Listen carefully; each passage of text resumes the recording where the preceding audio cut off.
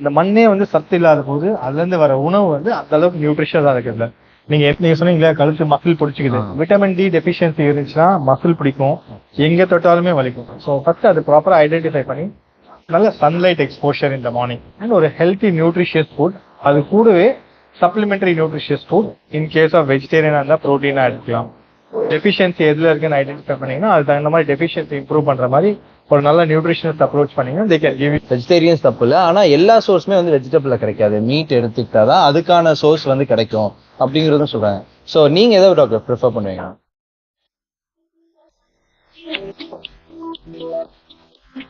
Doctor dim நேயர்களுக்கு வணக்கம், நான் விஜய் கிருஷ். அதாவது இன்னைக்கு இருக்க காலகட்டத்துல மனவலியை விட மசில் வலி எல்லாருக்கும் அதிகமாவே இருக்கு. அதாவது ஒரு 5 வயசுல இருந்து 60 வயசு வரைக்கும் எல்லாருக்கும் இடுப்பு வலிக்குது, முதுகு வலிக்குதுன்னு ஏகப்பட்ட பிரச்சனை இருக்கு. அதே மாதிரி அதுக்கான கேள்விகளும் நிறையவே இருக்கு. ஸோ நம்ம கூட நம்ம டாக்டர் சதீஷ் இணைஞ்சிருக்காரு. So is one of the best physiotherapist and welcome பண்ணலாம். Welcome sir. வணக்கம். வணக்கம். வணக்கம். ஸோ சொல்லுங்க சார், அதாவது உங்களை பத்தி நான் மக்கள் கிட்ட சொல்றதை விட நீங்க உங்களை பத்தி ஒரு சின்ன இன்ட்ரோ. வணக்கம், குட் மார்னிங். என்னோட பெயர் வந்து சதீஷ் பாபு கிரிதரன். நான் ஒரு பிசியோதெரபிஸ்ட். ஸோ பிசியோதெரப்பி பத்தி சொல்லணும்னா, பிசியோதெரப்பி நிறைய பேர் பார்த்துருப்பீங்க. எக்ஸசைஸ் பண்றது, இந்த கரண்ட் வைக்கிறதுன்னு சொல்றது, மசாஜ் பண்ணி விடுறதுன்னு சொல்றது. ஸோ இதெல்லாம் வந்து டெர்மினாலஜிஸ், நிறைய டெர்மினாலஜிஸ் வந்து காமனா இருக்கு. பிசியோதெரபிஸ்டோட ரோல் என்னன்றது ஒரு பர்சனை வந்து எவ்வளவு பெட்டரா மூவ் பண்ண வைக்க முடியும், பெயின் இல்லாம, இன்ஜுரி இல்லாம, ஆப்டிமலா எவ்வளவு எக்ஸசைஸ் கொடுக்க முடியும்ன்றத வந்து ஸ்பெசிஃபிக்கா கணிச்சு ட்ரெயின் பண்ணி எக்ஸசைஸ் கொடுக்கக்கூடிய அளவுக்கு ஸ்கில் செட் இருக்கிறவங்க தான் பிசியோதெரபிஸ்ட் சொல்றாங்க. இது வந்து ஒரு ஏரியா ஆஃப் பிசியோதெரபி. பிசியோதெரபியில மொத்தம் 13 ஸ்பெஷாலிட்டிஸ் இருக்கு. Orthopaedics, neuro, cardio respiratory, paediatric, geriatric, community medicine, women's health, இந்த மாதிரி நிறைய ஃபேக்டரிஸ் இருக்கு. எக்ஸசைஸ்ன்றது ஒரு போர்ஷன் ஆஃப் பிசியோதெரபி தான். ஓகே, ஸோ பிசியோதெரபிஸ்ட் அப்படின்னு ஆரம்பிச்சிருக்கீங்க. உங்க கெரியர் எங்கிருந்து ஸ்டார்ட் ஆச்சு? எத்தனை வருஷமா இந்த ஃபீல்டில் இருக்கீங்க? ஸோ எதனால பிசியோதெரபி மேல உங்களோட இன்ட்ரெஸ்ட்? வை? முதல்ல பிசியோதெரபின்றது வந்து இப்போ ஒரு 5 வருஷம் கரிக்குலம் ஆயிடுச்சு. 4 வருஷம் கோர்ஸ், 1 வருஷம் இன்டர்ன்ஷிப் படிக்கணும். நான் படிச்சது வந்து 2002 இருந்து 2007 வரைக்கும் படித்தேன். ஸோ 2008 இருந்து 2023 வரைக்கும் 15 இயர்ஸா ப்ராக்டிஸ் பண்ணிட்டு இருக்கேன். ஓ, 15 இயர்ஸ், கிரேட் ஜாப். உங்களுக்கு ரிப்பீட்டடா வர கேசஸ்லாம் எந்த மாதிரி கேசஸ்? நாங்க வந்து இங்க மஸ்குலோஸ்கெலட்டல் பிசியோதெரபில ஸ்பெஷலைஸ் பண்ணிருக்கிறதுனால எங்களுக்கு ரிப்பீட்டடா வர கேசஸ் பாத்தீங்கன்னா கழுத்து வலி, முதுகு வலி. ஸோ அன்பார்ச்சுனேட்லி நாங்க இங்க ஜிம்ல இருக்கிறதால அதர் இன்ஜுரிஸும் பாக்குறோம். பட் மோஸ்டா கழுத்து வலி, முதுகு வலி தான் வந்து எங்களோட பிரெட் அண்ட் பட்டரு. கண்டிப்பா. இப்ப இது அதாவது இப்போ ஒரு 60 வயசு 70 வயசுல வந்துட்டு எனக்கு மூட்டு வலிக்குது, கை கால் வலிக்குது அப்படின்னு சொல்லும் போது ஓகே, ஒரு ஏஜ் பார் ஆயிடுச்சு, வந்து எலும்பு தேய்மானம் இருக்கு, அதனால வந்து முதுகு வலி, இடுப்பு வலி வர்றதுக்கு ஒரு ரீசன் அப்படின்னு சொல்லலாம். சின்ன பசங்களுக்கு, நம்மளோட அதை என்னை விட சின்ன பசங்களே வந்துட்டு ஒரு 1 கிலோமீட்டர் நடந்தா எனக்கு கால் வலிக்குது, ரொம்ப நேரம் உட்காந்தா முதுகு வலிக்குது, என்னால முடியல.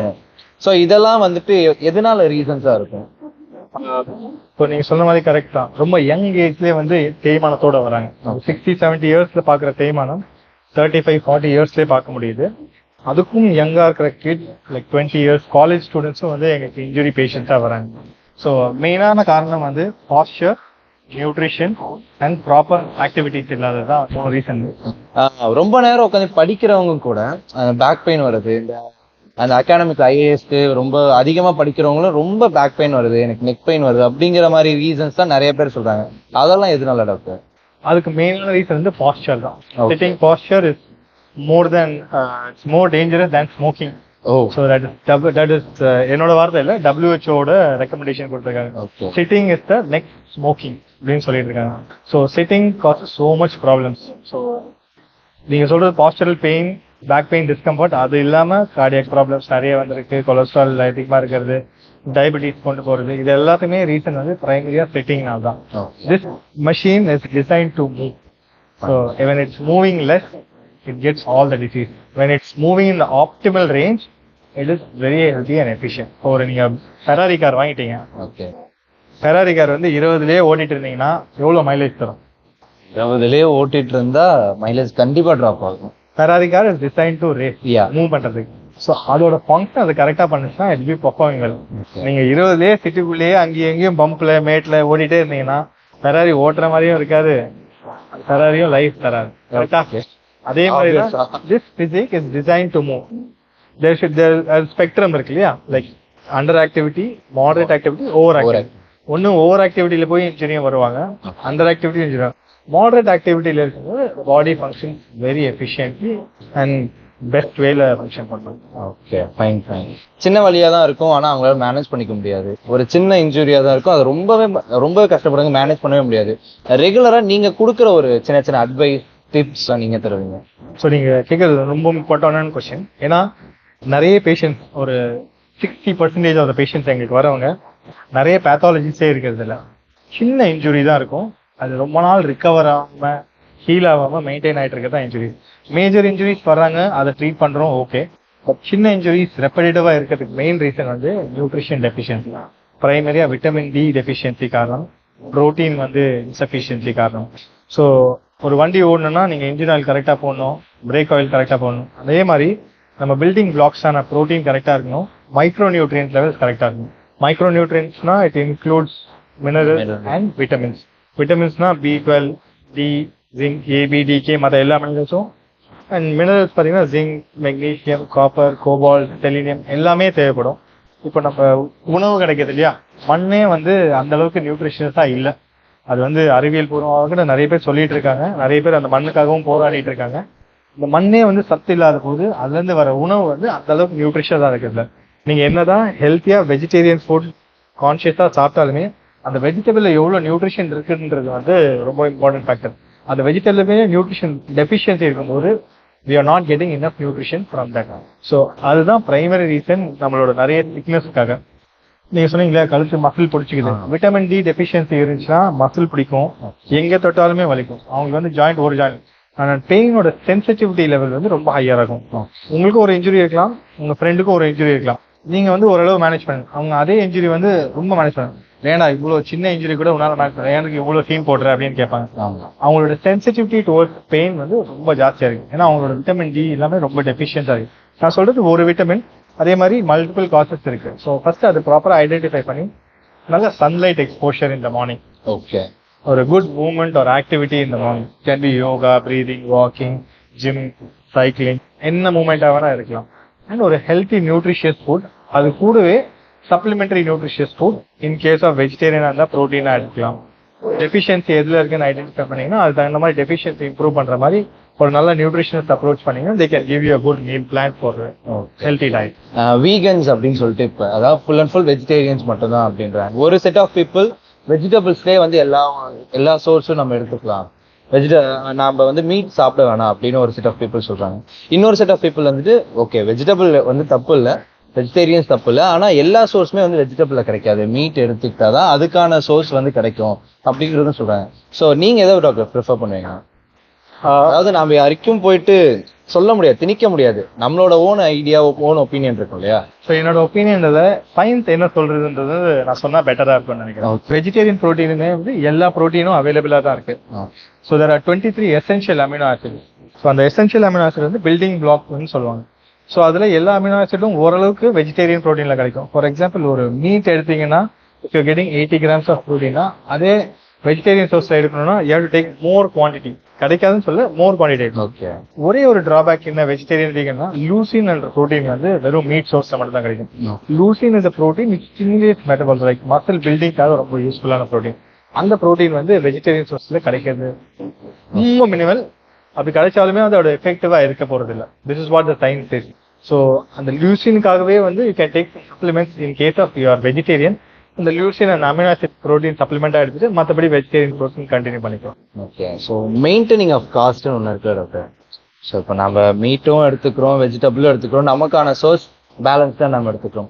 அண்ட் என்ன எனக்கு தெரிஞ்ச வரைக்கும் ஃபுல் அண்ட் ஃபுல் வெஜிடேரியன்ஸ்லேயே வந்து நமக்கான சோர்ஸ் நம்ம எடுத்துக்கிறோம், நமக்கான ப்ரோட்டீன்ஸ்லாம் எடுத்துக்கிறோம் அப்படின்னா மெயின்டைனிங் ஆஃப் காஸ்ட் வந்து அதிகமாக இருக்குங்கிற மாதிரி கேள்விப்பட்டிருக்கேன். ஏன்னா இதை கம்பேர் பண்ணும்போது அதுல இருக்கு, இப்போ நீங்க சொன்ன மாதிரி தான், இதுல வந்து ஒரு 10% எடுக்கிறோம்னா அதில் நம்ம 15% கன்சியூம் பண்ணணும். காஸ்ட் வைஸுமே அது கொஞ்சம் ஹையா தான். இப்போ இருக்க டெக்னாலஜிஸ், இப்போ இருக்க வெஜிடபிள்ஸ்லாம் வந்துட்டு நமக்கு எது வந்து ரொம்ப ஆர்கானிக்கா இருக்குன்னு தெரிய போறது இல்லை, எல்லாமே வந்துட்டு கெமிக்கல்ஸ் ஆட் பண்ணிடுறாங்க. ஸோ என்னதான் வந்து நான் பார்த்து பண்ணாலும் இருந்தாலும் ஒரு குறை இருக்கு அப்படிங்கிற மாதிரி இருக்கும். ஸோ அந்த மாதிரிலாம் யாராவது சொல்லியிருக்காங்களா உங்க பேஷண்ட்ஸ்?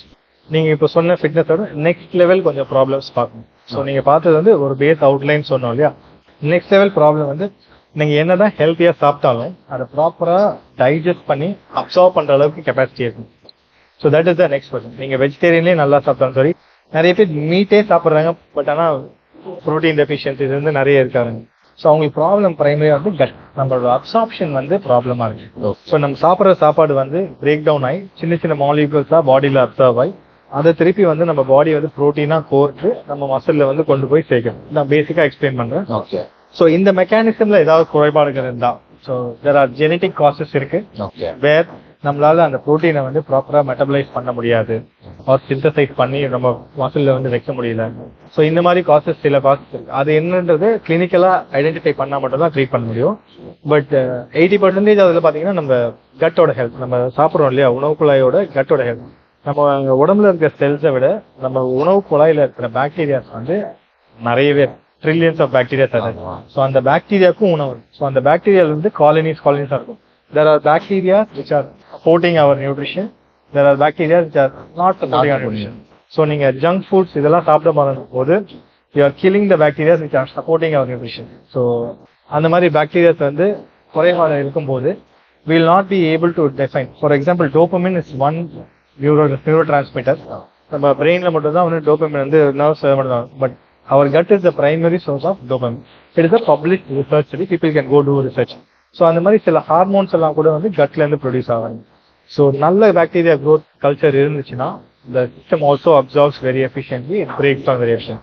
இந்த கட் ஹெல்த்தே போரா இருந்துச்சுன்னா போகும். So that 80% of the cause. அதுலயும் மீறி genetic causes there are 20%. So akkermansia muciniphila அப்படின்னு ஒரு கட் பாக்டீரியா இருக்கு. ஸோ அது வந்து கட்க்கு வந்து லைனிங் வந்து நல்லா மெயின்டைன் பண்ணும், மியூசின் லேயர் வந்து மெயின்டைன் பண்ணும். ஓகே. ஸோ நல்லா ஹெல்த்தியா சாப்பிட்றவங்க, இப்போ இந்த காட்டுவாசிங்களா இருக்காங்க இல்லையா, அவங்களோட கட்டோட டெஸ்ட் பண்ணி பார்த்தோம்னா இந்த ஆக்ரோமான்சியா நியூசினோஃபீலியா அண்ட் கட் ஃப்ளோரா வந்து அவ்வளோ எஃபிஷியண்டா சூப்பரா இருக்கும். அதோட கம்பேர் பண்ணும்போது நம்மளோட கட் பாக்டீரியா வந்து 40% தான் மெயின்டைன் ஆகும். அதனால தான் நிறைய பேர் வந்து sensitivity towards food, lactose intolerance, milk குடிச்சா செட் ஆகுறது இல்லை, குளூட்டன் இன்டாலரன்ஸ், குளூட்டன் குடிச்சா, ஏன்னா நம்மளோட கட்டால வந்து அதை சப்போர்ட் பண்ண முடியல. அது ஃபார் எக்ஸாம்பிள் நீங்க வந்து ஒரு டிவிஎஸ் 50 வச்சிருக்கீங்க, அதுல வந்து வேகமா போகணும்னு நினைக்கிறீங்கன்னா அந்த கட் வந்து ஹெல்ப் பண்ணாது. அந்த டிவிஎஸ் 50 எவ்வளவு ஓடுமோ அந்த அளவுக்கு தான் ஓடும். நீங்க கட்டோட ஹெல்த் வந்து நல்லா இம்ப்ரூவ் பண்ணீங்கன்னா அதுக்கும் ஃபிட்னஸ் இருக்கு, நியூட்ரிஷன் இருக்கு, அதையும் வந்து நல்லா ப்ராப்பரா இம்ப்ரூவ் பண்ண ஆரம்பிச்சீங்கன்னா இட் வில் பி குட். நம்மளோட பாரம்பரிய மெடிசன் சித்தா, ஆயுர்வேதா, இந்த ட்ரீட்மெண்ட் எல்லாம் பாத்தீங்கன்னா முதல்ல கட்ல இருந்து தான் ஆரம்பிப்பாங்க. ஸோ அவங்களுக்கு அப்பவே தெரிஞ்சிருக்கு நம்மளோட கட்டோட ஹெல்த் எவ்வளவு இம்பார்ட்டன்ட். கட்டை இம்ப்ரூவ் பண்ணா மற்ற டிசீஸ் எல்லாம் ஒர்க் பண்றது ரொம்ப ரொம்ப ஈஸி. நான் கம்பு சுத்தினா உள்ள போய் வெளியே வந்து மேல போகண்டா, காத்து தண்ணியே உள்ள வர முடியாது.